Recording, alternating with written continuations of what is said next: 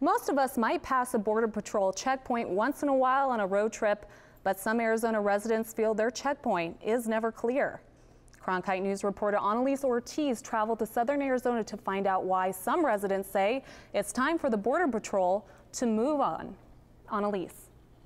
Yes, Megan, for residents in the small town of Arivaca, Arizona, living with the Border Patrol is just a way of life. And while some say that makes them feel safer, others had a different point of view. I was born in Arivaca. I've lived here pretty much my whole life. About 20 miles north of the Mexican border lies the Arizona town of Arivaca. For my childhood, it was never a border town. It didn't have those kind of issues like Nogales has. We have them now. Over the years, the community of about 700 people has become a passageway for migrants entering the United States.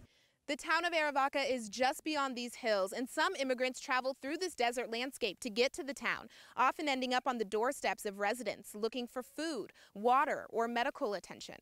But in the eyes of some locals, that's not the town's biggest problem. It has the effect of criminalizing them over and over and over again.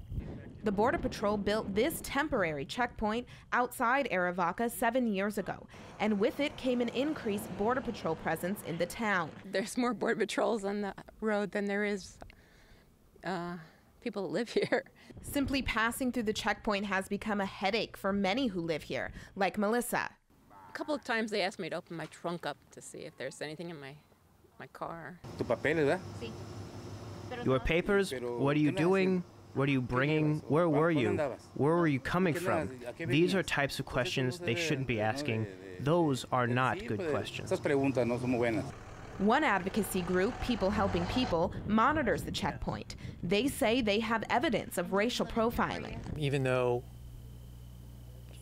over 9 times as many people coming through the checkpoint were white, the majority of people who referred to secondary for further questioning and search were Latino. The Border Patrol wouldn't discuss the claim on camera, but in a written statement, the agency insists CPB does not tolerate racial profiling or agent misconduct and appropriately investigates allegations of wrongdoing.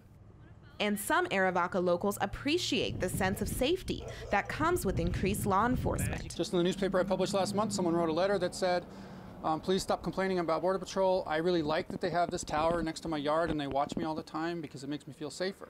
People Helping People started a petition to call for the removal of the checkpoint. While there's no indication the Border Patrol plans to make a change, agents say they'll continue holding meetings and addressing local concerns. Meanwhile, Arivaca residents have no choice but to pass through the checkpoint each day, hoping for a simple encounter. U.S. citizen? Yes. Have a great day. You too. Now, People Helping People also offers information to drivers on what kinds of rights they're entitled to as they pass through that checkpoint.